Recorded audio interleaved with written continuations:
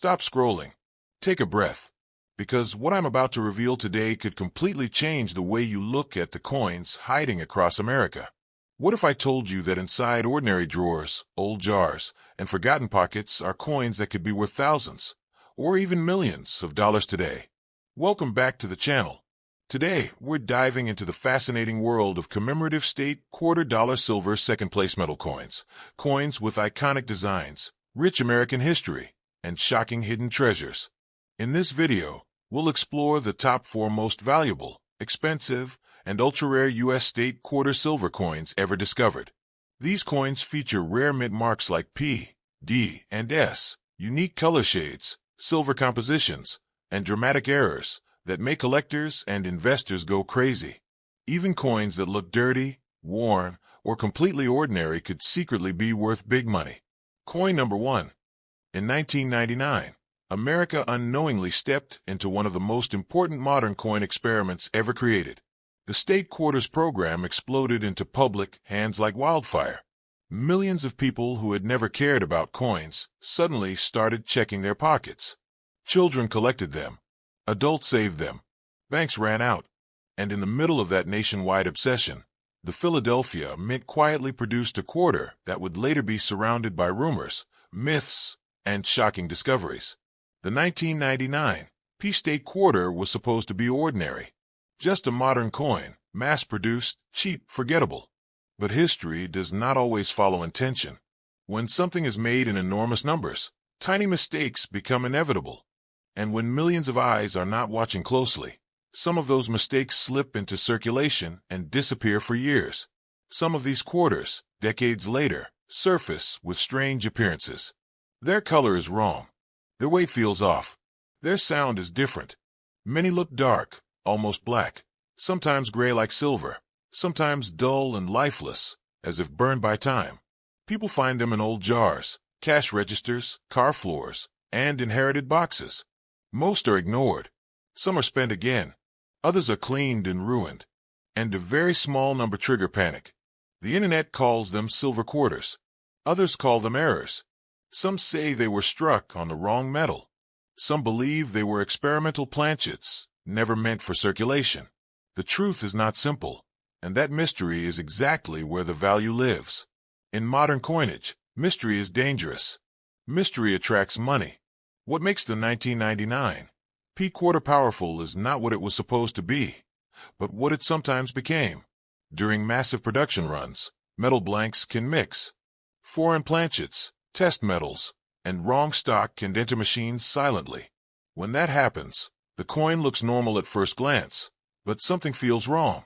And wrong is expensive. Collectors know one brutal truth. Most modern coins will never be rare. But the few that escape expectation become legends. A quarter that looks dirty and black may actually be untouched, original, and hiding its story beneath decades of neglect. Cleaning it destroys that story forever. Keeping it raw preserves the evidence. Some of these quarters weigh more than they should. Some less. Some ring differently when dropped. These details mean nothing to normal people. To specialists, they are alarms. They mean the coin does not belong in the category it was born into. And here is where people lose fortunes. A dirty coin looks worthless. A shiny one looks valuable. In reality, the opposite can be true. A dark, uncleaned surface can protect microscopic details that prove originality. Once those are gone, value collapses instantly. Stories circulate of collectors paying shocking amounts for authenticated modern errors. Not because the coin is old, but because it should not exist. A modern quarter that violates the rules of its own creation is far more dangerous than a common silver coin from the past. It challenges the system itself. The 1999 P quarter holds special psychological power because it was the first year. First years are always hunted. First mistakes are always remembered. And first survivors always attract the highest emotion. Emotion drives price, not metal.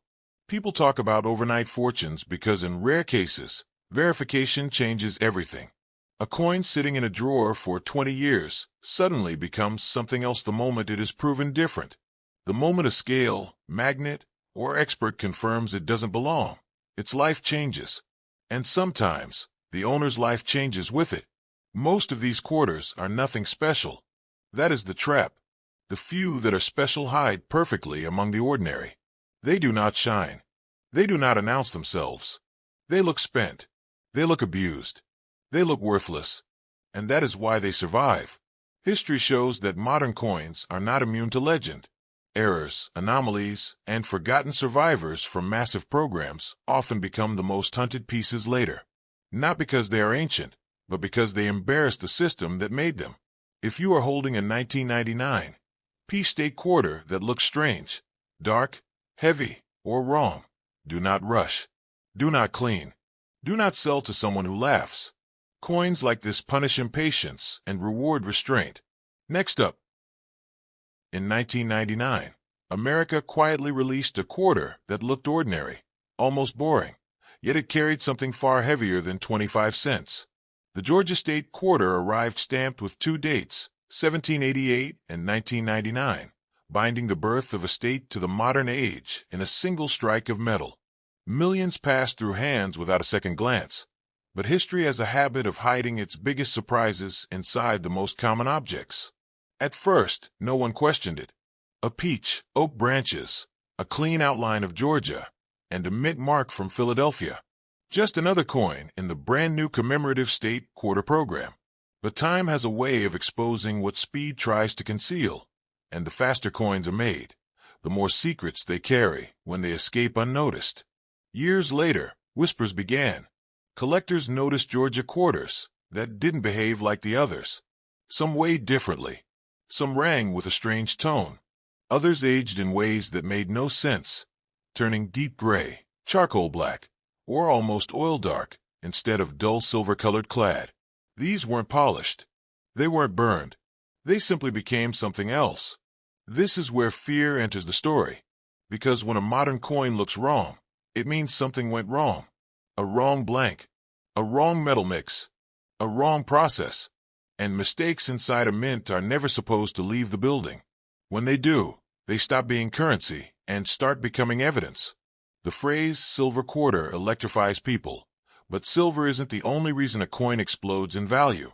What truly drives collectors into bidding wars is the unknown. A coin that challenges records, confuses experts, and refuses to fit neatly into catalogs becomes a magnet for money. Not because everyone believes in it, but because no one wants to be the person who dismissed it too early. The Georgia quarter's dark, dirty, blackened appearance has fooled thousands. People scrubbed them clean. They polished them bright. And with every scrub, value vanished. What looked ugly was often original skin, untouched surfaces preserving microscopic proof of an abnormal birth.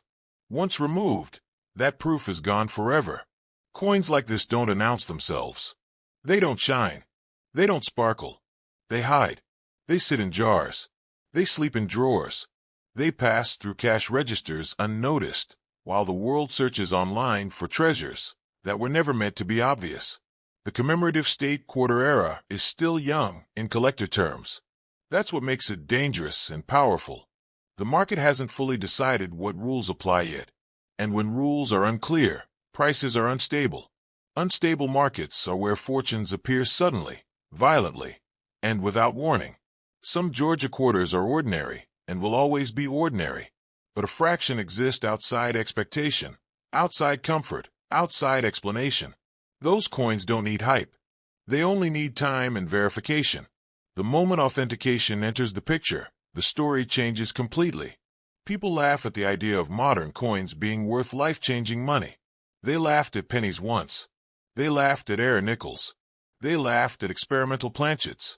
History always laughs first, then apologizes later. The dirtiest coin in your hand might be the cleanest opportunity you ever hold. A blackened surface doesn't mean damage. It can mean protection. It can mean originality. It can mean the mint never meant for that coin to exist at all. This is why selling fast is dangerous. Speed benefits buyers, not owners. True value reveals itself slowly, under pressure, under expert eyes. The moment you rush, the moment you underestimate, the moment you clean, you hand your future to someone else. The Georgia State quarter doesn't promise wealth. No coin does. But it offers possibility. And possibility is the most expensive thing in any market. When collectors sense it, prices don't rise, they jump. So if you ever find 1999 P Georgia quarter that feels wrong, looks wrong, or sounds wrong, stop. Don't spend it. Don't clean it. Don't trust anyone who dismisses it instantly. Because history has proven one thing again and again. The coins that change lives are never the ones people take seriously at first. What makes this Georgia commemorative quarter even more dangerous to ignore is that it was born during a moment of massive change inside the U.S. Mint. New designs, new production pressure, new timelines, and a brand new program rolling out at speeds never seen before. When systems move fast, perfection is the first thing that breaks. And broken systems don't always leave fingerprints. They leave coins. Some Georgia quarters feel heavier in the hand. Not enough for the average person to notice, but enough to unsettle someone who handles coins every day. Others feel dead when dropped, lacking the sharp ring of normal-clad metal. That sound, or lack of it, is often the first whisper that a coin is lying about what it's made of. Collectors don't chase shine. They chase stories.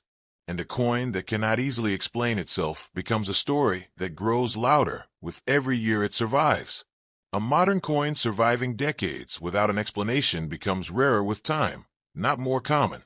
Every year it exists without a clear answer increases tension, demand, and speculation.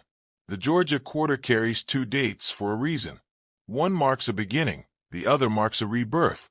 That symbolism alone has drawn collectors who believe certain coins act like time capsules, capturing moments when history folds back on itself. Whether you believe in that or not, markets do. And markets are built on belief more than metal. There is another uncomfortable truth many people don't want to hear. Some of the most valuable coins in history were once labeled damaged, dirty, or worthless. They were thrown away, cleaned, or spent because they didn't match expectations. The ones that survived intact didn't survive because they were beautiful. They survived because someone hesitated. Hesitation is powerful. Hesitation is what separates collectors from spenders. The moment you pause and question a coin, you step out of the crowd. And the crowd is always wrong eventually, not because it's foolish, but because it moves too fast to notice details. Dark surface toning scares people. It feels like decay. But in coins, darkness can be a shield, sealing metal from air, preserving the moment it was struck. What looks like corrosion can actually be protection. What looks like damage can be untouched truth. The Georgia quarter doesn't scream rarity. It whispers it. That whisper is what makes it dangerous. Loud coins attract attention early and settle into known prices. Quiet coins stay ignored until one verified example breaks the ceiling, and then everything explodes at once. When that happens, sellers vanish. Buyers panic. Prices don't climb, they gap upward. And the people who held without rushing suddenly find themselves holding leverage instead of metal. This is why experts say the worst thing you can do with a questionable coin is rush it. Rushing destroys context. Rushing destroys provenance. Rushing destroys opportunity. The market rewards patience far more than luck. The Georgia commemorative quarter lives in that uncomfortable gray area between modern money and historical artifact. It isn't old enough to be romanticized and not new enough to be dismissed. That middle ground is where the biggest valuations sue.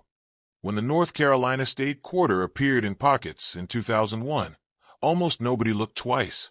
It felt ordinary, modern, lightweight, forgettable. That is exactly why it became dangerous. The most valuable coins in history rarely announce themselves at birth. They hide behind familiarity, slipping through hands unnoticed, while attention chases louder distractions. The two dates on the North Carolina quarter are not decoration. They are a warning. One date marks the state's early declaration of independence. The other marks the moment the coin itself entered circulation. That gap between centuries is not just historical, it is symbolic. It represents transition, pressure, and change, the exact conditions where mint anomalies are born. At the time these quarters were struck, the U.S. Mint was under intense demand. Production numbers were massive. Speed mattered more than perfection. When machines run nonstop, metals blur, dies wear down, and mistakes pass through because stopping costs money. This is how history accidentally escapes quality control. Some collectors noticed something strange very early. Certain North Carolina quarters didn't behave like the others. The sound when dropped was softer, duller. The weight felt subtly different. The surface tone aged unnaturally fast, turning dark, sometimes nearly black, as if the metal underneath was reacting differently to air and time. A dark coin scares casual collectors. Dirt equals damage in most minds. But seasoned collectors know darkness can be evidence, not decay. When metal composition is wrong, even slightly, it reacts differently. And reactions tell stories that numbers cannot.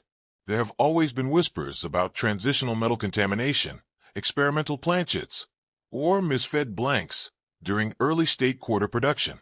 Official records rarely admit such things openly. Mints do not like uncertainty, but collectors thrive on it. The market feeds on unanswered questions. What makes the North Carolina quarter especially unsettling is that it exists in a gray zone. It is too new to be treated like a colonial relic, yet too historically symbolic to dismiss as pocket change. Coins trapped in that space tend to explode in value only after one authenticated example forces the market to pay attention. History shows this pattern again and again. A single verified anomaly changes everything. Suddenly, what was ignored becomes hunted. Prices don't rise slowly, they leap.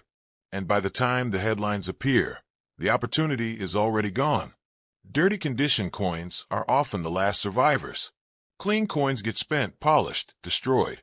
Dirty ones get tossed into jars, drawers, boxes, forgotten for decades. That neglect becomes preservation. The market rewards survival, not beauty. Collectors don't ask, "Is it pretty?" They ask, "Why did this one survive?" The North Carolina quarter's design tells its own quiet story.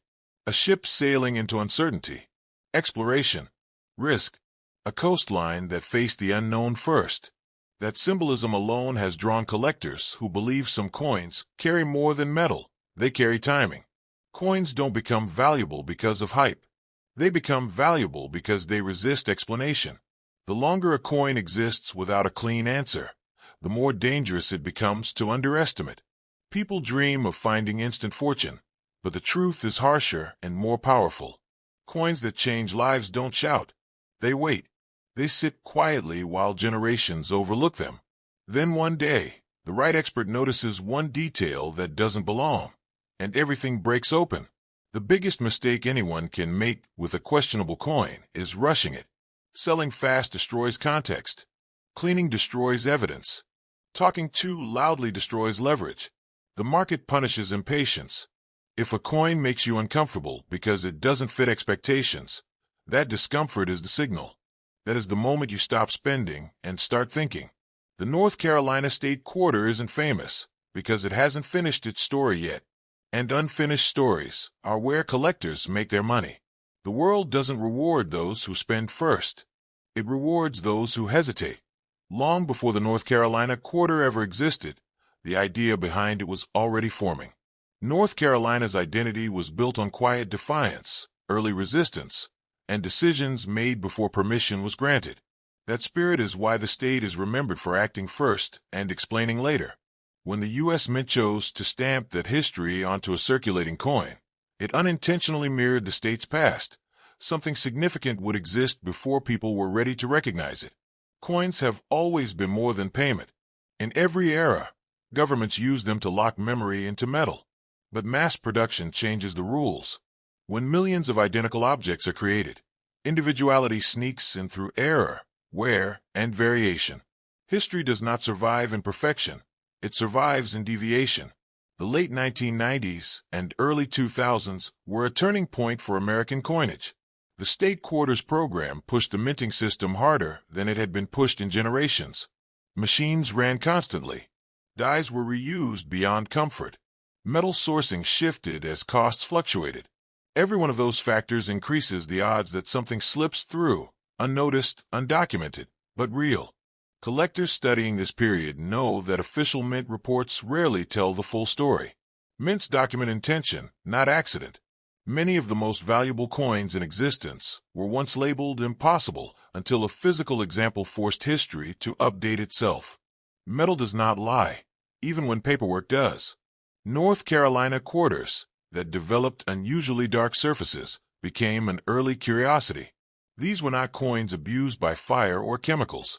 Their surfaces aged unevenly, sometimes blotchy, sometimes smooth but shadowed. Time was reacting with them differently. That kind of aging is slow evidence. It can take years before it becomes obvious, which is why many such coins are only being noticed now. In older eras, coins were saved because they looked different. In modern times, difference is dismissed as damage. That psychological shift causes modern rarities to survive longer because nobody thinks to preserve them. History hides better in the modern world than it ever did in the past. There is also the matter of transitional thinking. The early 2000s marked a mental shift in collecting. Many believed modern coins could never be truly valuable. That belief created blind spots. When everyone agrees something has no future, it becomes invisible. And invisibility is where rarity grows. Every major modern rarity followed the same path. First, it circulated unnoticed. Then, a few examples behaved strangely. Then, collectors argued. Then, silence. And finally, one authenticated piece reset the conversation forever. The North Carolina quarter remains somewhere between argument and silence, the most dangerous place a coin can be.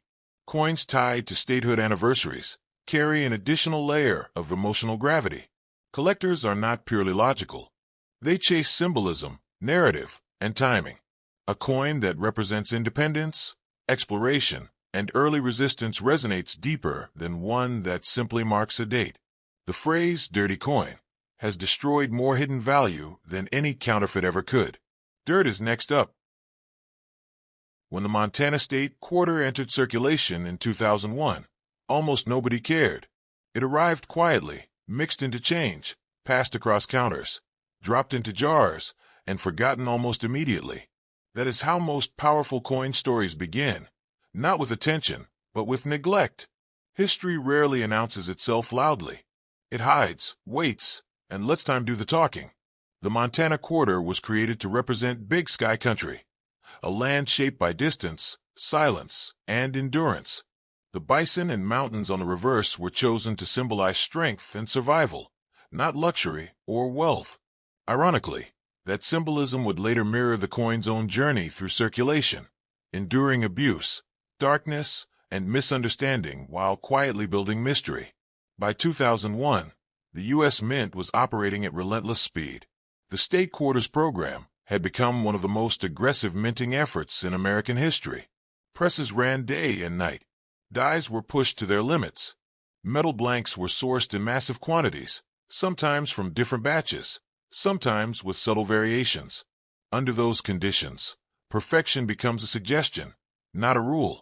Although circulating Montana quarters were officially struck in copper-nickel clad, collectors soon began noticing something strange. Certain examples aged differently. Some turned unusually dark. Others developed deep, almost oily surfaces that didn't behave like normal environmental damage. These coins didn't look burned. They didn't look cleaned. They looked altered by time itself. This is where confusion and legend begins. Many people mistakenly call these coins silver because of weight feel, ring tone, or unusual luster beneath dark surfaces. In reality, most are not silver in composition, but value in numismatics is not determined by metal alone. It is determined by rarity, demand, and story. Some of the most expensive coins in history contain no precious metal at all. What makes the 2001 Montana quarter fascinating is not what the mint intended. It's what happened afterward. Coins that circulated heavily in certain regions picked up patterns of wear that don't appear elsewhere. Storage environments, climate reactions, and microchemical exposure can create surfaces that grading professionals debate for years. When experts disagree, markets heat up. A dirty black coin is often dismissed by beginners. Experienced collectors pause. They know that artificial damage is usually obvious, but natural transformation can look unsettling. Some of the rarest modern coins were once thrown back into circulation because nobody trusted what they were seeing. The Denver Mintmark adds another layer. Denver produced enormous numbers of quarters, but high quantity does not mean high survival in unusual condition. Coins struck during peak pressure periods are more likely to develop die fatigue, weak strikes, or metal flow irregularities, subtle traits that only become important when combined with rarity of condition. The idea that a single coin could change someone's fortune overnight comes from history, not fantasy. Time and again, collectors have rediscovered coins that were once worth face value and later sold for staggering sums, not because of hype, but because the market finally understood them. Understanding is what creates value, not metal. Modern coin millionaires are rarely lucky. They are patient. They keep coins others throw away. They don't clean, polish, or rush. They wait for the moment when the narrative catches up to the object. The Montana quarter sits in a dangerous middle ground. It is modern enough to be underestimated, yet old enough to have lived a full circulation life. That combination is rare. Most modern coins are either pristine or destroyed. Coins that survive imperfectly are the ones that spark debate, and debate drives prices. No responsible expert will promise millions for an average coin, but history proves that once a specific variation, surface behavior, or production anomaly becomes officially recognized, the price gap between ordinary and exceptional becomes violent. That leap is where fortunes are made, not overnight by magic, but overnight by recognition. The biggest mistake people make is spending first and asking questions later. Coins do not shout their value. They whisper it, and whispers are easy to ignore in a noisy world. If you ever find a Montana quarter that feels wrong, looks wrong, ages wrong, or makes you hesitate, hesitation itself is information. History rewards hesitation more often than speed, because the truth is simple and uncomfortable. Most people spend their future without realizing it was already in their pocket. Long before the Montana quarter ever existed, Montana itself carried a reputation as a place where wealth appeared suddenly and vanished just as fast. Gold rush towns exploded overnight and became ghost towns within a decade. Fortunes were pulled from the ground by men who never expected to be rich, and many of them lost everything just as quickly. That spirit of sudden change is embedded in the state's identity, whether people realize it or not. When the U.S. Mint chose Montana for the 2001 state quarter's release, it wasn't just honoring geography. It was capturing a story of endurance, isolation, and quiet power. The mountains on the coin are not dramatic for decoration. They represent distance from civilization, the kind of place where history doesn't move fast, but moves deep. Coins, like places, absorb the character of what they represent. By the early 2000s, American money had already changed emotionally. Coins were no longer seen as long-term objects. They were disposable tools. People stopped checking dates. Children stopped collecting. Adults stopped caring. This indifference is what allows rare conditions to survive unnoticed. When nobody looks closely, history slips through the cracks. The Denver Mint in 2001 was under extreme demand pressure.